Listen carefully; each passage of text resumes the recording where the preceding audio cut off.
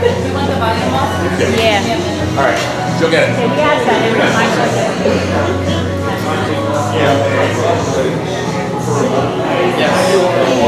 It's really, who else is going besides us? That's not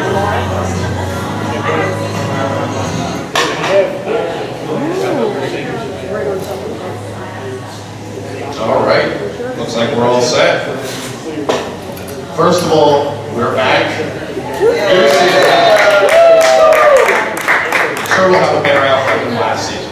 Bob's promised us that. Sorry. So welcome to the first meeting. We've got a ton of stuff planned already for this year. We had an office meeting the other week. Our schedule's already worked out for our special events. Even through next summer, we plan things out.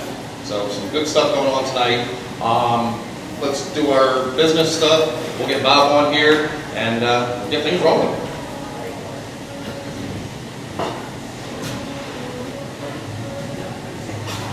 All right, roll call officers. I'm here. Ryan Padula is not here. Judy is not here. Erica? Here. Rick? Here. Kevin and Lee I did not see. You're not on there. And Robbie? Here. Well, that was some. Oh, because the new. All right, and like I mentioned, our guest speaker needs no introduction. You know the voice, you know him. Here's Bob.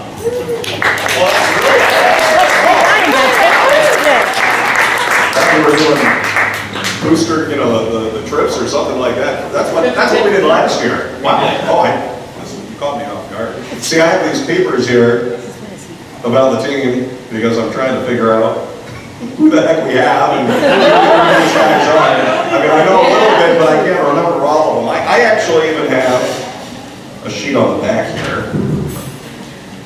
This is, I mean, I have a couple things on here, but the bottom part here is all the different guys that left and where they went and all, you know, the guys that we have now. I mean, I kind of know, but there's no way I can remember all of this off the top of my head. So we have a few new guys this year. Just a few, yes.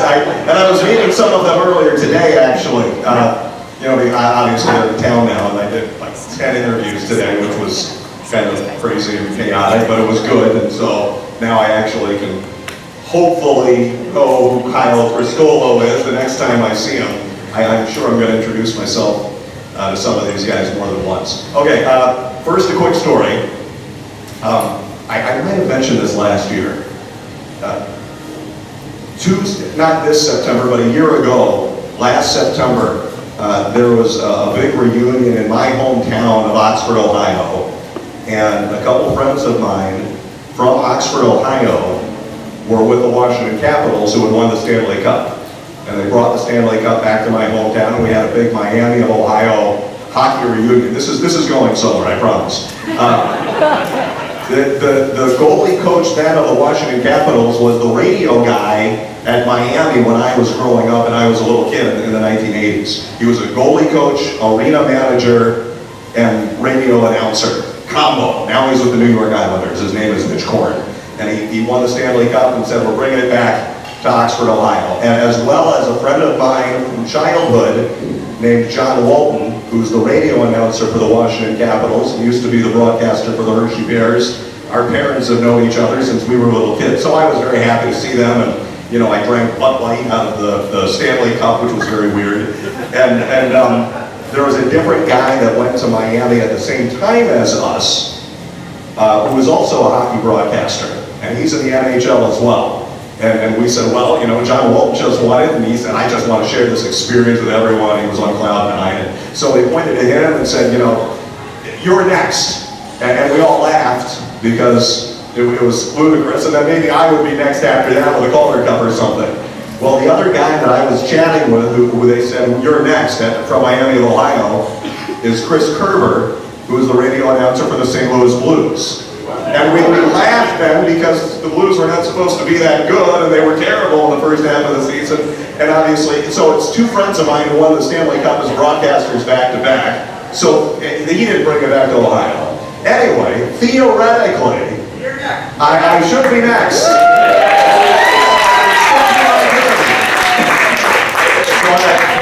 I'm really happy for these two friends of mine, which is just crazy, you know. I mean, it's not like Miami, Ohio is supposed to be producing all of these great hockey broadcasters, but we have three of them, and we all went to school together 25 years ago, and now two guys that I know went back to back. Seriously, we laughed really hard when we said, oh, Chris Kerber of St. Louis, yeah, the Blues will win the Stanley Cup next.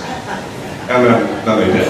So anyway, theoretically, I'm next. Okay, so I wanted to tell that little story. Are you able to hear me back there? You know, okay, yeah, kind of, sort of. Okay. I don't know. That was my opener. I don't really have a heck of a lot to say. This is going to be my 10th season with the Phantoms because it's 6 years in Lehigh Valley and 4 years with Adirondack, and it's going to be my 12th year with Rob and Jim Brooks, who previously owned the ECHL team in Wheeling, West Virginia, and that's where I started working for them.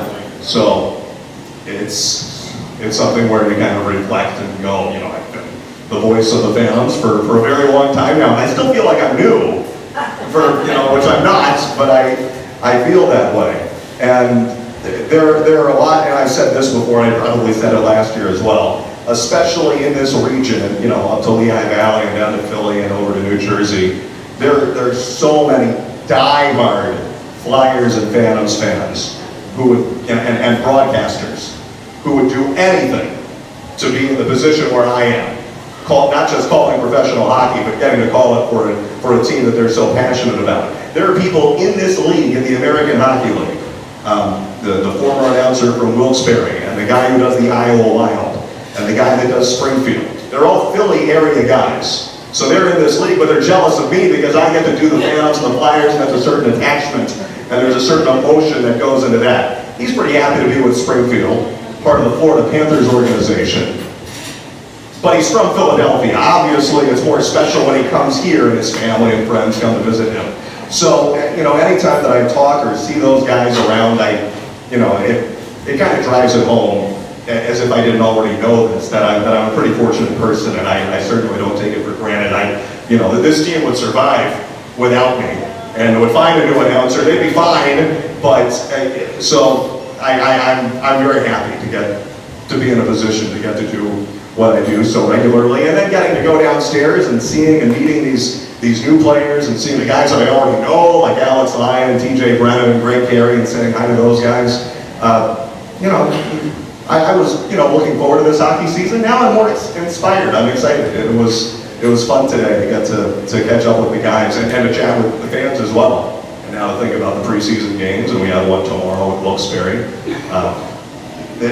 I am excited now. I think I was last week, but now more so, okay, this is really happening. It's about time. It's another hockey season, and it was a long summer, too. That was the most common phrase downstairs today as well, you know. Hey, Steven Swaley, how are you? How was your summer? It was long. You know, that's what everyone's saying because, you know, obviously longer than what they wanted because the team didn't make the playoffs, which I can't imagine would be the case this year, but I thought they were going to be a playoff team last year, too, so who knows.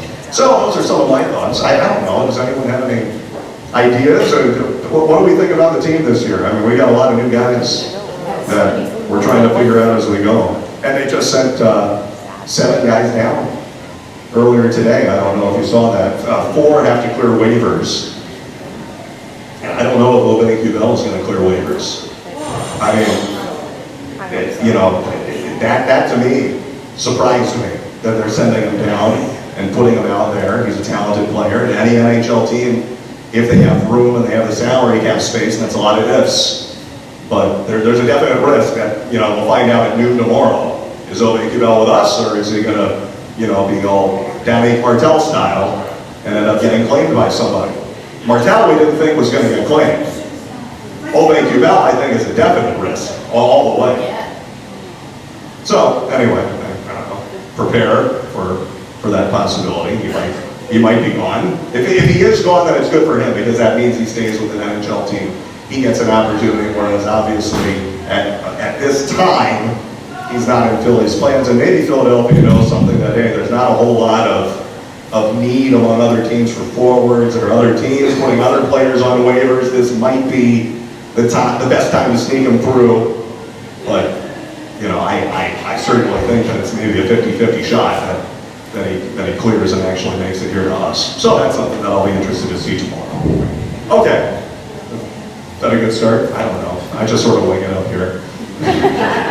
What questions can go ahead. Yes, sir. Not hockey related, but having been calling baseball games and stuff. Oh, yeah, that's right. So I was here somewhere.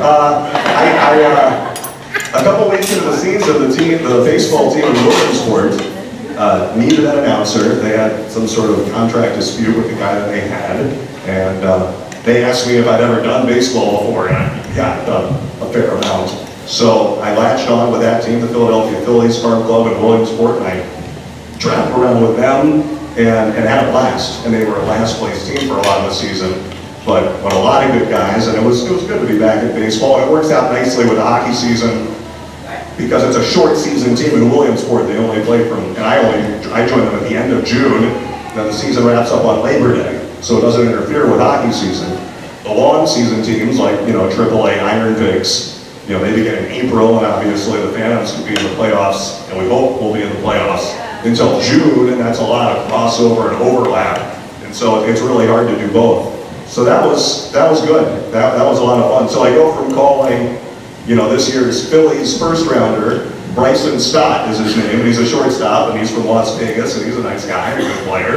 And now I've got, these first rounders here, theoretically Morgan Frost, I think he's gonna be here now. I think that, Morgan Frost took a groin injury, I guess, a couple days ago, and he'd been dealing with that a couple weeks before. But now that he's back and injured and day to day, I just can't see that the Flyers will keep him. I think they're going to want to send him down. I think that cinches it. That whenever he's healthy, he'll end up coming back down to us. So I go from Phillies first rounders to Flyers first rounders. That's kind of fun as well. So yeah, I had a lot of fun doing the baseball for a team that wasn't that good, but there were a lot of good people in Williamsport, and I hope that we were able to work it out so that I could come back. I think they liked me, and it's just sort of a matter of putting it together, whether I'm going to get to return and do that again next summer. And if it doesn't work out, that's fine too. But yeah, it was a blast. I'd love to get to do hockey and baseball continuously and just sort of rotate back and forth that way. Next. Yes. What do you think about Sam and Carson? Sam Moran. Yeah. I don't know what to think on Sam. I don't know where he fits in the Flyers picture. I can't, unlike Obey Bell, where obviously they're taking the risk, I think it's a huge risk to put Moran on waivers, but if he's up there, is he going to be playing? And if he's not playing, does that do him any good? I feel terrible for him, because he's barely played now for 2 years. And I think he has the ability to do it, but it's hard to get to that point when he isn't able to get hardly any reps at all. He came back down here in the end of February from that knee surgery, and he was pushing it. He wasn't. I mean, he was sort of ready, but not all the way ready. I think it was his first game. He was shut down after 2 periods. He was cramping up and played the 3rd period. So that means you're not all the way ready. And it wasn't a knee thing. It was just the rest of your body, and hockey is hard, and you're going out there, and everybody else has February speed. They're not in preseason mode, and Sam's trying to keep up, and that's no fault of his. I will be very interested to see how he fits, and if he is able to get in games, you compare him with a guy like Phil Myers, who he's done well with before. And maybe they get some of that chemistry that has worked with the Phantoms. I don't know. I mean, honestly, and I'm not sure they know either. I think they're deciding. And Carson Twarynski is an enigma, because this is his 2nd straight year with a lights-out preseason, really wowing everyone. And last year, after his terrific preseason, he came down to the Phantoms, and for the first month or so, I guess it was not good, was not up to his potential, and was very inconsistent or off his game. And there were a lot of, and I think the coaches were asking him as well, like, what happened to that player that we saw in the Flyers preseason? I don't know if it's, okay, some guys are better suited, their game works better in the NHL than the AHL, or NHL preseason is not the same as the American Hockey League. I don't know, and I don't know if he has the answer either. But he knew he was inconsistent as well. to start. He was disappointed in his own game, and he was pretty excited. I do think there's some sort of emotional letdown when you give your all in an NHL preseason, and you're that close, and then you get sent down. And there's a certain amount of experience and maturity needed to handle that. I don't think that we fully realize how much some of these guys are giving in the preseason. For Claude Giroux, he's out there just getting into game shape. But then I've talked with other guys. Phil Myers, who played a ton of preseason games last year because they gave him a long look. He came down and, hey, Phil, how are you? Well, I was tired.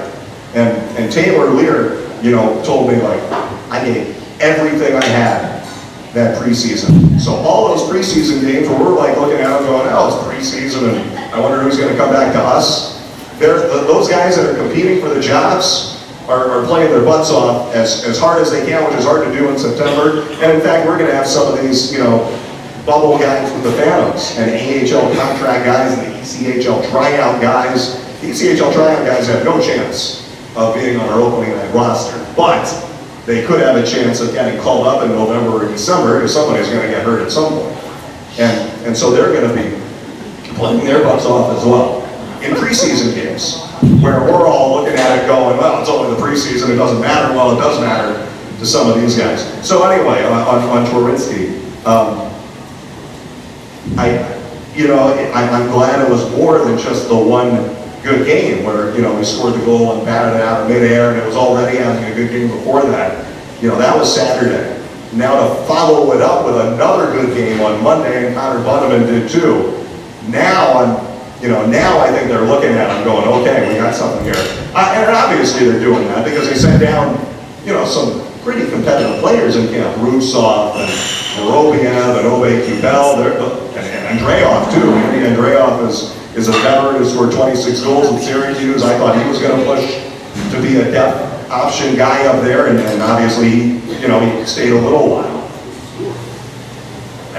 Twarynski's got a chance, and it looked like he had a chance last year too, so I think it's very interesting. And of course, obviously, it's a new coach too, and a new GM that are making those decisions.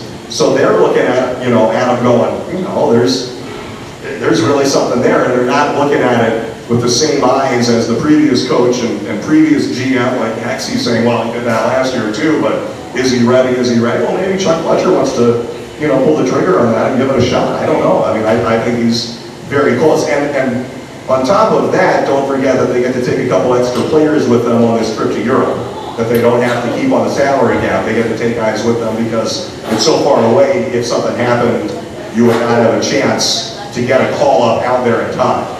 And so when they're taking 25 instead of 23, if that's what they do, maybe Twarynski gets to stay a couple extra days just because of that. But now you're looking at centers as well, because Rutruck and Vorobiev went down, and Bunneman plays center, Twarynski does not. I think that's a factor also.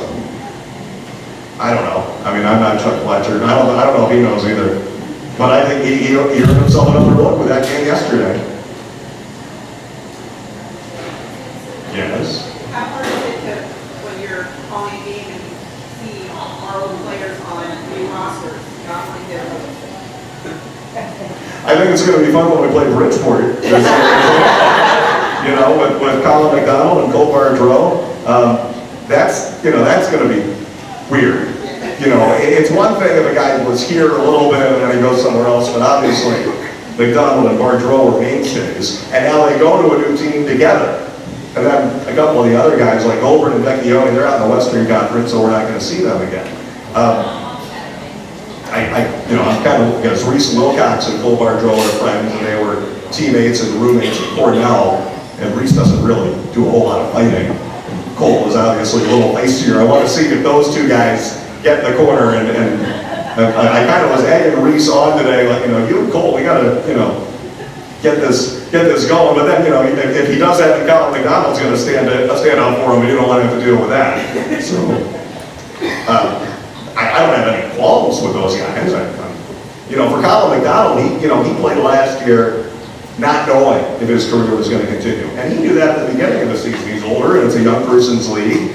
And, he's like, I still think I have enough in the tank to give something and contribute. And he wanted to stay here, of course. He's been here for a while and has enjoyed it. So and I'm happy for him that he just gets to continue for one more season, because last year he was, he didn't know.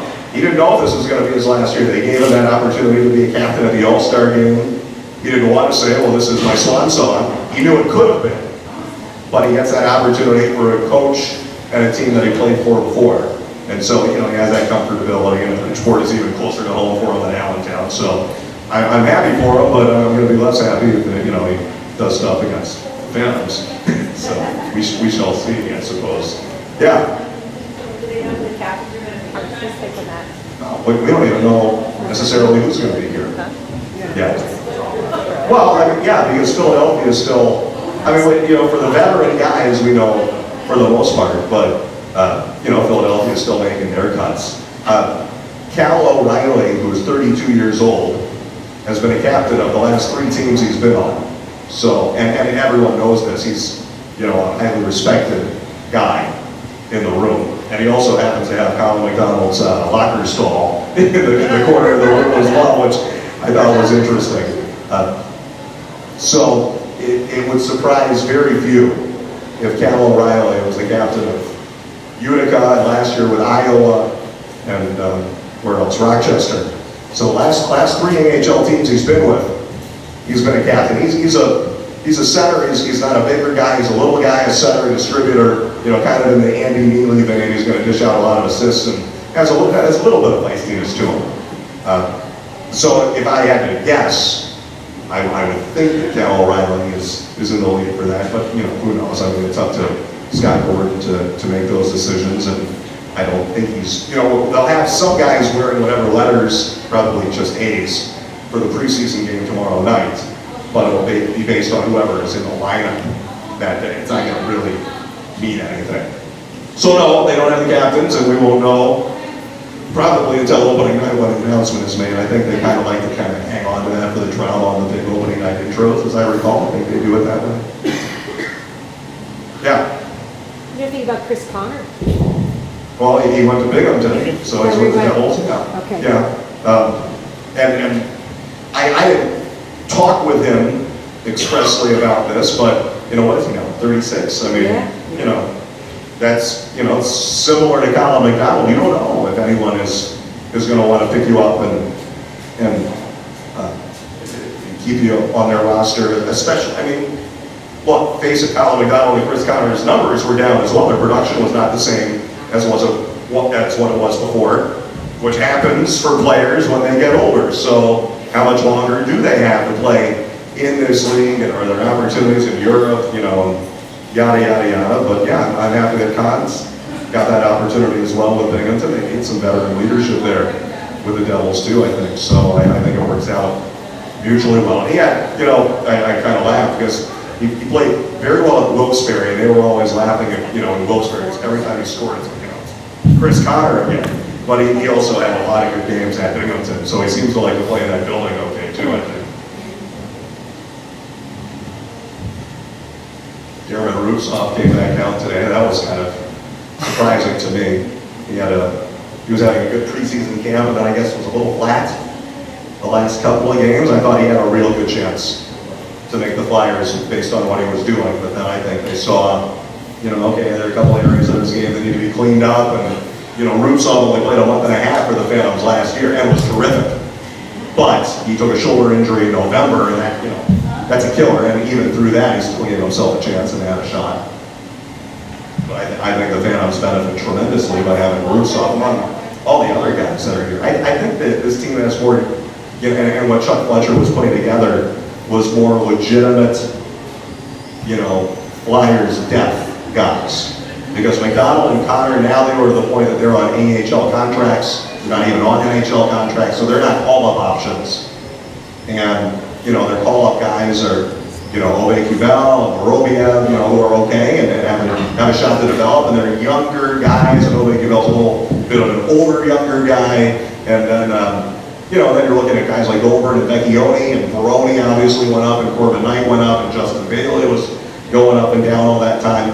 I think they like what they have, and like Andy Andreoff who I think has to, yeah, he's on waivers, so he has to clear waivers to come here. That's not a guarantee for Andreoff either, because he's been in the NHL 3-4 straight years. He was a fourth liner with the LA Kings. Then last year he was in the American League for the entire season, scored 26 goals with Syracuse, plays a heavy game, so one of those fourth line role guys that NHL teams like. And Andy Andreoff could be, I think, a pretty good deal here. Nate Prosser, who I just met today, was 4 little girls. So he's trying to move his family into town. I got one daughter, he's got 4. And so he's an 32-year-old defenseman. We've got, there are a lot of new names that, you know, are kind of new to you and me, but he's a guy that I think is going to be a good depth guy as well for the Flyers and had a chance. And Andy Walensky also, who comes from the Anaheim Ducks organization and played, he split time between Anaheim and San Diego last year, and he's still up at the camp with the Philadelphia Flyers. And he has a chance to stay as one of their 8, especially the 8 defensemen with Sam Moran there too, and all of that. But if Walensky comes back to Lehigh Valley, he's you know, a top pairing guy, a top flight defenseman at this level all the way. So, and the defense was something that needed to be shored up too, for sure. And I think they've done that, especially with Prosser and Walensky. Kind of going off the top of my head here, it's incredible trying to. I know. I mean, you'll see the guys, and we'll, you know, kind of learn as we go. What from the year before, and I said this probably here, and I know I said this on the radio.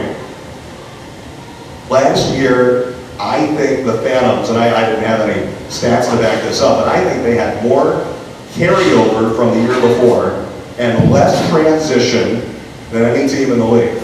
The American Hockey League is about switches and transitions, and you know, you just don't keep that many players for 3 or 4 years and core groups of guys. They kept a core group. They had a really good team the year before, and you know, Ron Hextall wanted to keep a lot of those guys together, and he did.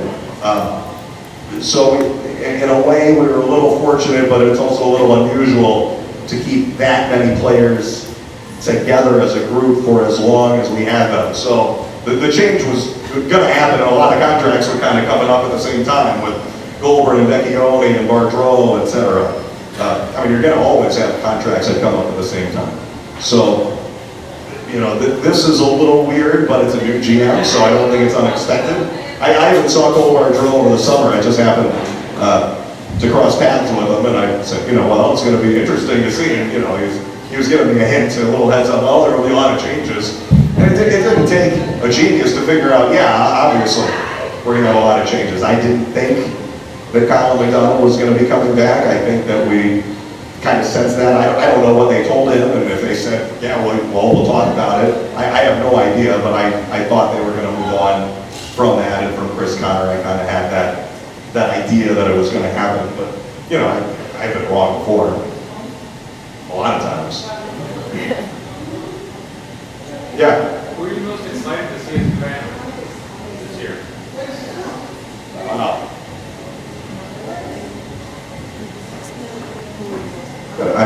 Sandstrom is one guy that that leaps out to me, and I don't even know if he's going to be here. You know, but Felix Sandstrom, that one game that he played on the road at Providence was phenomenal, and it wasn't luck. It was, you know, it was a really terrific goaltending performance. Maybe there's a little, and you saw him in the rookie game too, and he looked pretty good there. And I don't think he was spectacular there, but he was really solid. He was really good.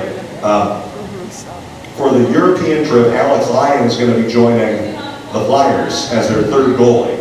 You're allowed to take an extra guy. So we know, and they're going to Prague, Czech Republic, and playing there October 4th. So we know that Alex Lyon is not going to be the Phantom starter on opening night, October 5th. And Chuck Fletcher already just announced that today, that Lyon is going to be, we'll be taking Lyon as our third goalie. I just talked with Lyon like an hour earlier when I saw that. I don't even know if Alex knew that. And Chuck Fletcher said it. You know, because Alex is here. He's not up with Philly. So he'll go up, and then J.F. Berube, who's a veteran goalie, and Felix Sandstrom, who's a rookie from Sweden, but he's like 23. They'll be, you know, our tandem, and then the kid from Russia, originally from Belarus, Kirill Ustimenko will go to Reading. But then when Alex Lyon comes back, you know, do the Phantoms keep 3 goalies, or does Sandstrom get bumped down to Reading to potentially dominate? I would think, I would hope. And I don't know. I don't think they want to keep 3 goalies here. I don't think they necessarily want Sandstrom in the ECHL. But Scott Gordon seemed to hint that that was a possibility. Yeah, in his post-game audio after the rookie game, he said, well, you know, sometimes the shots are tougher in the ECHL. It doesn't do us any good to have 3 goalies here. It's not his decision anyway, but it may, you know, he obviously could potentially have some insight. They have 6 goalies on NHL contracts, and we have, you know, 3 teams with 2 goalie positions each. So I really wonder what's going to happen there. They have depth options. So Sandstrom, let me think. I gotta, who else? Cal O'Reilly, I'm going to be interested to see. You know, and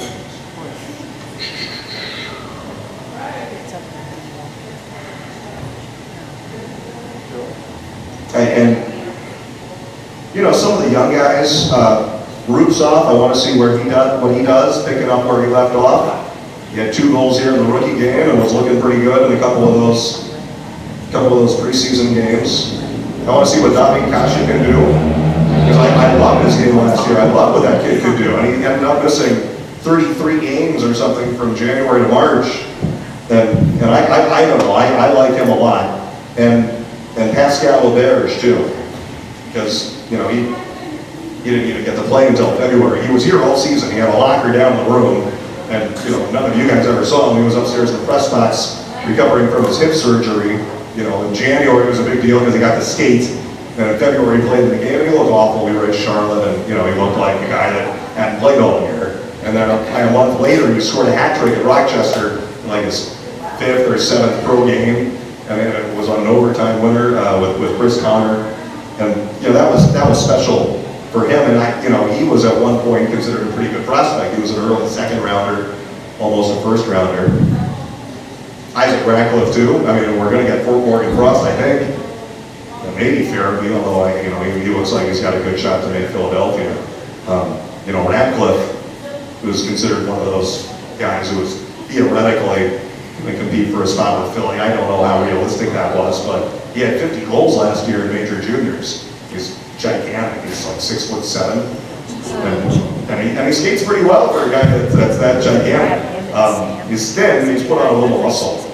I think the Flyers are going to be very, very interested to see what they have in Ratcliffe and, you know, how quickly can he develop, and the same with Morgan Frost.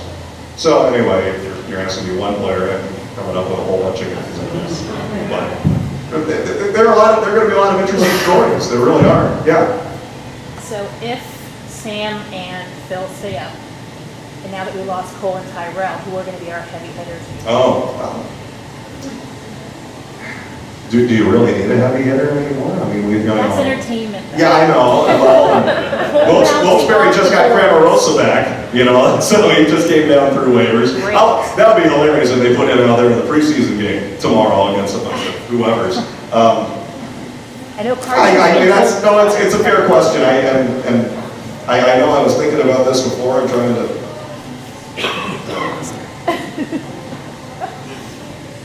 I mean, it's. I'm looking at names here on penalty minutes. Ratcliffe had 105 penalty minutes last year. Well, I don't think you want the guy who scored 50 goals to be dropping the gloves. He's listed at 6'6". I feel like he's taller. I'm just looking at pins from last year from some of these guys. You know, TJ Brennan had 66 penalty minutes. Like, you know, and you know, he gets feisty. Yeah. I don't know if we want him to be the guy. No, I don't want him to be the. You know. I think Carson's going to step up if he's. Yeah, Carson has, you know, has it in him, and I have the training camp roster, so I don't have all the numbers on everyone else. You know, I wonder what Andy Walensky can bring. Kate Prosser, when I'm looking at his numbers, you know, he's a big enough guy, 6'2", but he doesn't have a whole lot. You know, he's got 50-ish minutes. And Prosser's an NHL guy. You know, like, 6 years with the Minnesota Wild as, you know, kind of their 6th, 7th D. So, that's a good question. Will this team be a little soft? Yeah, that's what I wonder. Because we need somebody out there to kind of protect the Frosts and Farabees when we're playing a team like Bridgeport, even without McDonald and Bardreau. Bridgeport can lay some hits out, and Wilkes-Barre, I mean, they'd like to do that before, but I don't know what Wilkes is going to be this year because their head coach is different. Clark Donatelli is out, and they brought in Mike Vellucci, who was the head coach of Charlotte. And I didn't think Charlotte was a particularly heavy or nasty team, maybe a little bit, I guess, but, and sometimes it is reflective of what the coach does.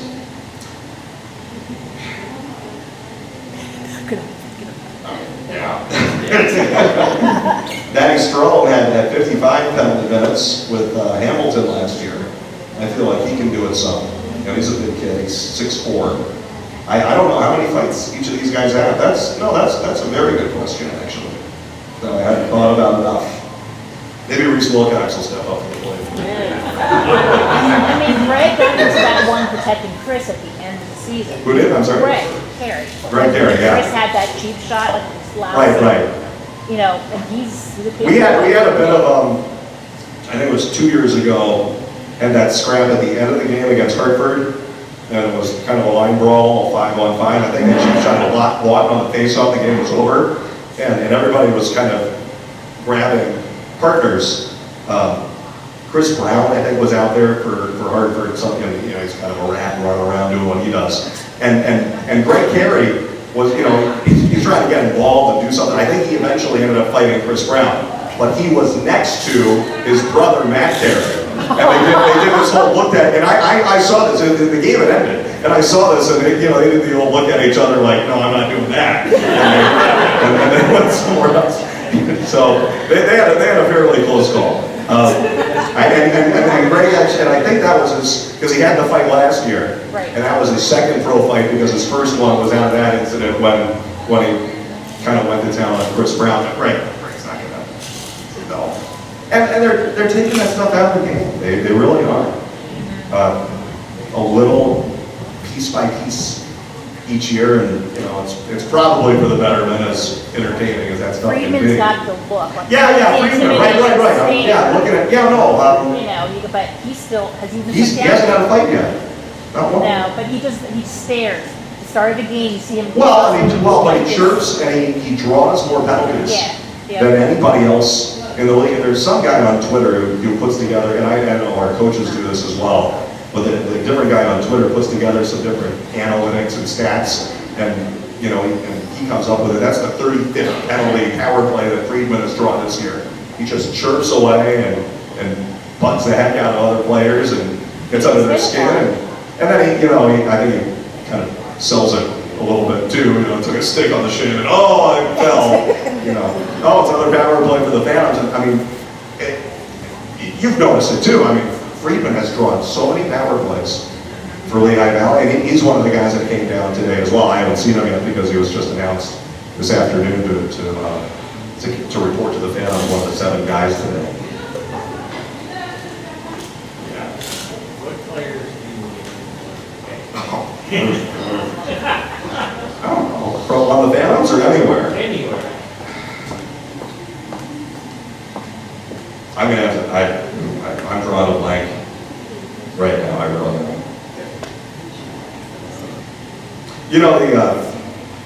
The rookie game, and we had the goalies were Felix Sandstrom, and the other guy was something Soderstrom. So Sandstrom and Soderstrom was a little, and it's the first game of the year, and I hadn't done it in a little while, so I think I botched Soderstrom a couple of times.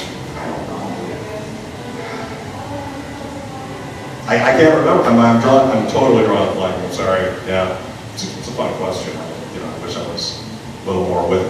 If we were like 2 weeks into the season, I was in hockey mode all the way, then maybe it would start coming to the top of my head. Right now, I'm still foggy.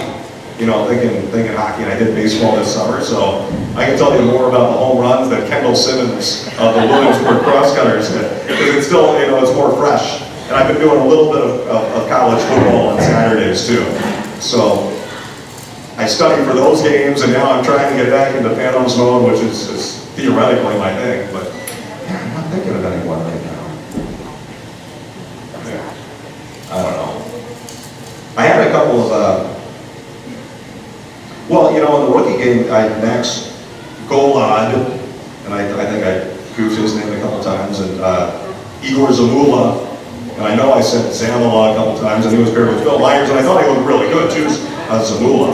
So actually, those were a couple guys that gave me problems as recently as last week. So I guess that counted, or 2 weeks ago. I guess that sort of counts these days. You broadcasting the game tomorrow night?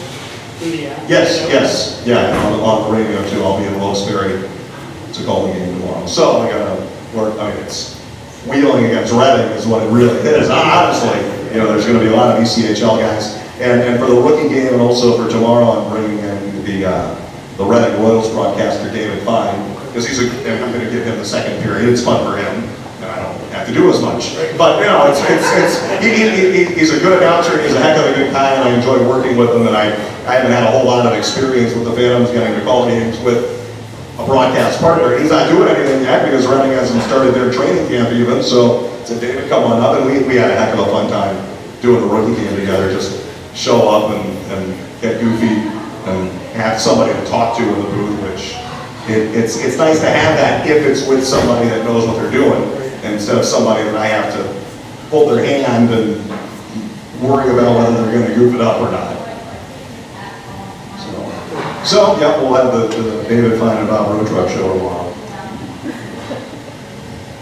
Any other questions for Bob? Okay. All right. Well, thank you. Well, thank you. Thanks, everyone. Come to the row for notes. Oh, good. For you. Okay. You want to know what's going on? Oh. That's coming up. All right, Hang around. moving right along. We'll have a reading of the last meeting minutes from Erica. I gotta read them? Unless It's on somebody the makes a website. motion, then we don't read them. Okay. I make a motion to waive the Yes, I minutes. did, yeah. That's Ken. Do we have a second? Second. I thought you said to read. Okay, we will skip that. They're on the website from last meeting. And we will go to the treasurer's report with Rick.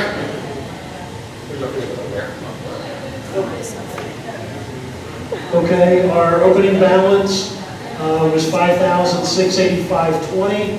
We had income over the summer of $3,502.16.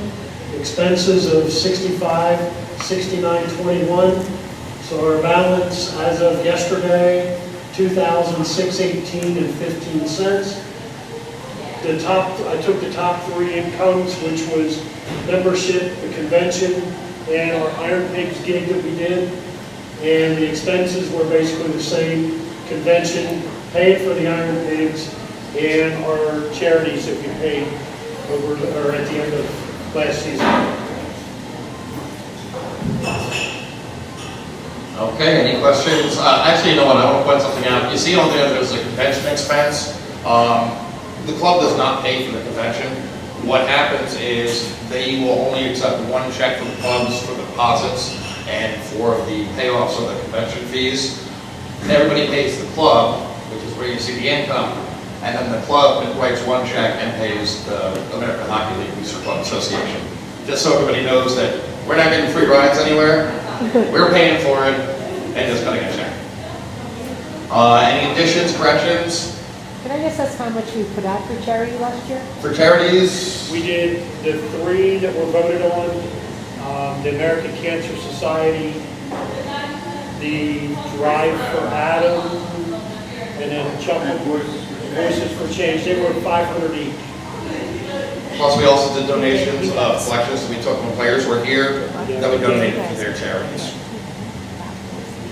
Do I have? Those are all about 2,000. Yeah, about 2,000. And hopefully better this year, hopefully a little bit more this year, and we'll talk about that in a little bit. Do I have a motion to accept the treasurer's report? Second. All right.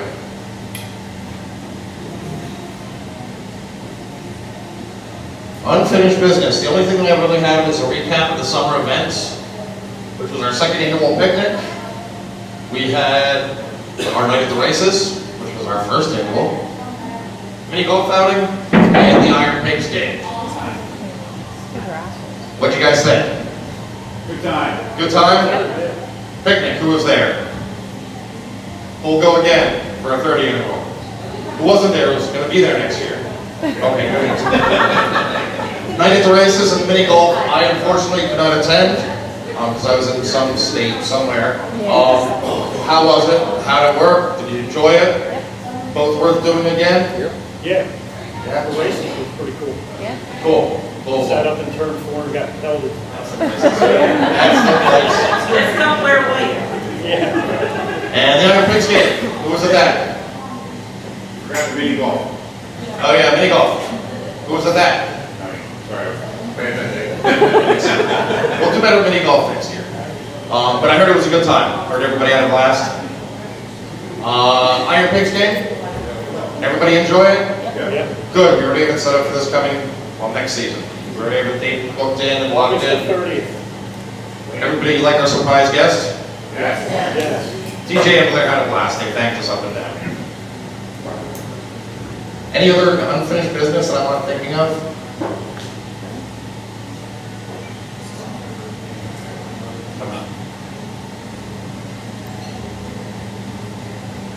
Okay, look at that.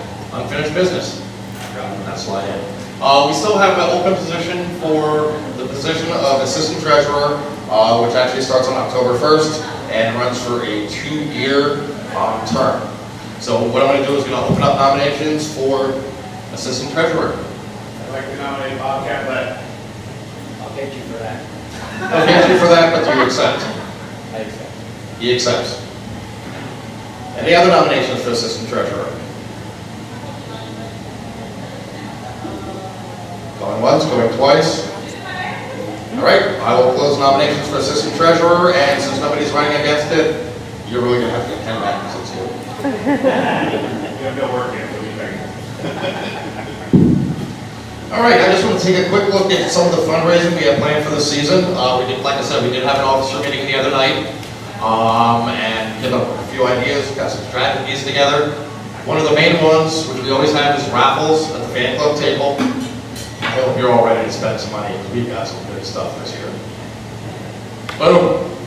How about a Stoli game used team autograph stick? Wow. Eric Lindboss autograph jersey. Military night team autograph jersey. And we also have game used sticks from a couple names that you may know. One of them got out of town before we could give him grief about it. So those are the raffles we'll be seeing at the table. They'll be going every single game that we have at the table. They'll be available Different item for every purchase. month. Different item every month.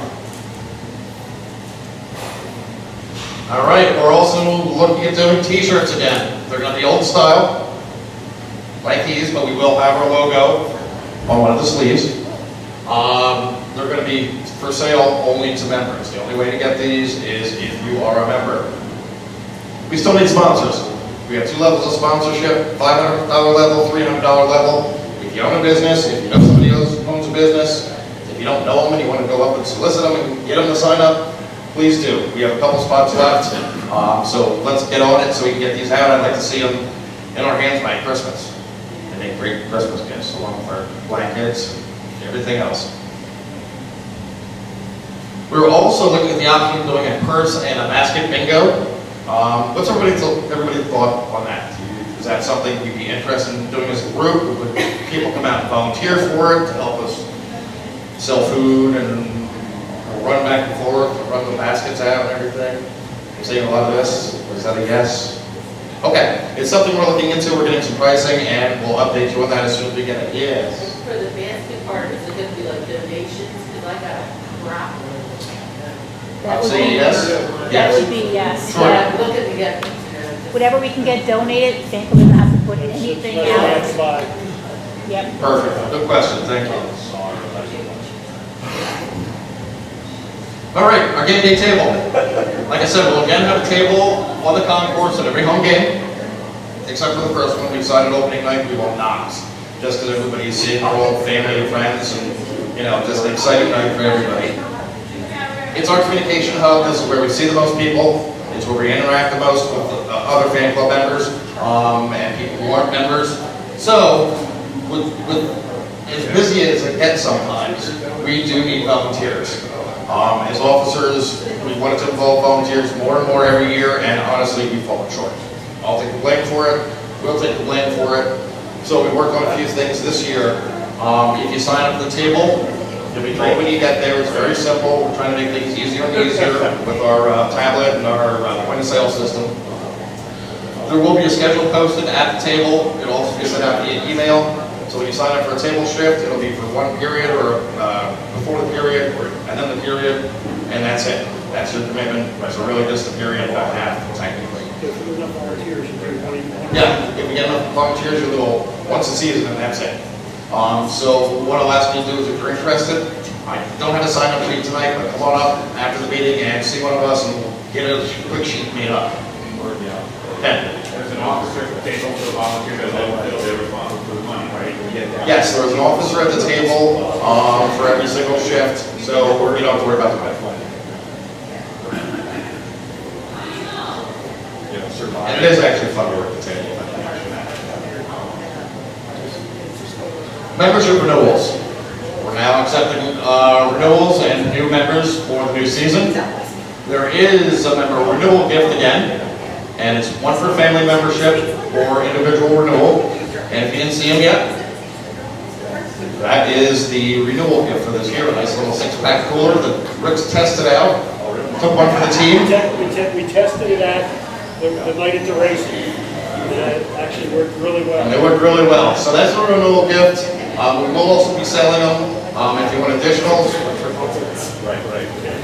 $10 a piece, members only again. So you can order additional ones. Again, makes great Christmas gifts. Or if you prefer, you can also get a blanket as a renewal gift. We do still have some left, and they are still for sale at $10 a piece. Committees. We do still need committee members for the fundraising, community outreach committee, the picnic committee, and the bylaws committee. Ken is the chair of the bylaw committee. If you're interested, see him. The other two committees do not have a chair, so if you're interested, we're interested in chairing it. Again, come see us after the meeting, and we'll give you a little more information about what the duties are, what the committees do. All right, our events for next season. We got a couple road trips coming up this year. Got November 2nd and 3rd to Bridgeport, $200 per person. That's based on double occupancy. That gives you your bus, tickets to 2 games, hotel stay with complimentary breakfast. That one's coming up soon, so our deadline to get registered is October 12th. It's a smaller bus, so 30 is the cutoff. 30 people is the cutoff. So if you're gonna go, get signed up. We have 16 signed up. We have 16 already? Right now. Next one, January 24th, 25th to Belleville in Toronto. That one's $290 per person. It includes bus, tickets to 2 games, hotel stay, and a meal before the game in Belleville. That's the wrong date. That's the wrong date? I was gonna say, That's it's January, like, 4th. Oh, 4th and 5th. Okay. Sorry. Scared me. The eyes are going. 4th and 5th. Thank you. Passport required. Yes. That went up, it was $275 last year, but the bus went up $800 for this trip. So to spread it out, it jumped the price from $275 to $300. Okay, our apologies for that. Actually, it Bus was went up $800, so $600. 600. So we had to increase the cost of that trip. Those are fun arenas too, by the way. Those are a couple old school arenas. Yeah, that was a great trip. Those are kind of cool places to see. 2 games and saw 2 penalty shots. That's right, yeah. the Connor won it. Yeah, Connor and And Lear. then, yeah, Lear had one. Yeah. Next trip, February 21st and 22nd. I hope that's the right date. Yeah, Friday. That's Rochester and Syracuse, $235 per person. Includes your bus, tickets, hotel stay, and a meal in Rochester before the game. And this year we've got a 4th. March 28th, 29th to Cleveland, back-to-back games. $275 per person. And of course you get your bus, tickets, hotel, and a breakfast buffet Sunday morning. The officers just came up with some great trips this year. Anytime you want to make a deposit on any of them, you can do so. We are actually planning 2 invasions. What an invasion is simply, We go to a local arena, Hershey, Wilkes-Barre. We buy a block of tickets, we all sit together, we all travel there on our own, however, but you know, we go and hang out and have fun. A lot of times we'll go early and a bunch of us will have dinner together, and it's just a good time, and usually we're louder, and I think Bob can attest to this. Yes. We're usually louder than the entire arena, just as our little group. So we like to go and do that. February 1st, Hershey, April 5th, Wilkes-Barre. So again, which may have playoff implications at that point, but we don't have pricing. We don't have ticket prices yet. We'll get those very shortly, and we'll let you know. We are also having a viewing party / Christmas party, which we try to have every year. That will be on December 7th, right here. And of course, as Mark calls them, we have our fan favorites. We're doing everything we did last year. We do already have the Iron Pigs tied down for the August 30th. So if you want to put on your calendars, Iron Pigs on a Sunday, it'll be the whole all you can eat. We do Sundays and kids run the bases, so on and so forth. Price is still the same. Price is still the same, it's $35. We're doing it 30 to help offset 30 per person. the player, technically for paying for the player. And like I always say, you never know who's going to show up at the events. Another event just to mention, and you know, we got a lot of new people out to this year, and I think everybody enjoyed it. Newbies, new people who went. How was it? Also, Good? great time. Next year, big time. Next year, big time. Chrissy? It was amazing. Thank you, Chrissy. The convention this year is September 11th to the 13th in Syracuse, New York, so it's a lot closer. We don't have to head all the way up almost to the main. It's going to be going for approximately $255 per person, double occupancy. This one includes hotel for 2 nights, 2 dinners, and 2 breakfasts, and a heck of a lot of fun included. And I would recommend any member just to go there. The family that we build between the different teams is just phenomenal. It is amazing. You'll be able to walk into almost any arena here in the East, and you'll know somebody. They'll welcome you like a friend. And the worst part, Wilkes-Barre brought the most. Yes. Wilkes-Barre brought 24 people. 24 people, so our slogan this year is to beat Wilkes-Barre both on and off the ice. There's so many people at their games, 24 people. We took 11, so we're not far away. I'd like to see at least 25, 26 people going to this year's convention, and we'll blow them away. And this year, it's actually, the theme is Wizard of Oz, because the writer of The Wizard of Oz was from Syracuse. They have a Wizard of Oz museum. It's a side trip that we'll visit, and it's going to be costume competitions. Should be a good one. Should be a real good one. Okay, good of the club. Next meeting, we have nominations for the 2019-2020 season charitable organizations. So if you're part of a charitable organization, or if you know of a charitable organization that you would like to propose to be one of our charities, you know, we give at least $500 a year to the charities. Again, hopefully this year with some of the fundraising, it's going to be a higher amount given out. You have to have somebody here to present or somebody to nominate that charitable organization that you'd like to see. We put it together, and the following month we vote on the top 3 that we're going to go with for the year. Do we have anything else for the good of the organization? And The list of events that you just went over is available on the website as well.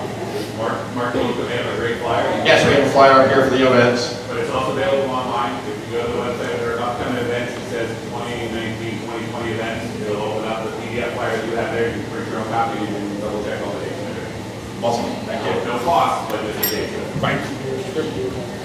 We also have a trip handout for the road trips. So if you want to come and get one of those, they're right here on the table. And if you haven't signed in, the sign-up sheet's here as well. Anybody else have anything for good of the organization? Any questions, comments? Anybody want to make a motion to adjourn? Second? All right, we will adjourn our next meeting. And just because the first Tuesday falls early in October is October 22nd. So October 22nd, it seems a little bit early, but it's not.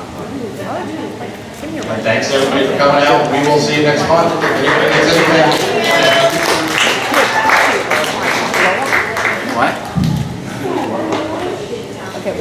He's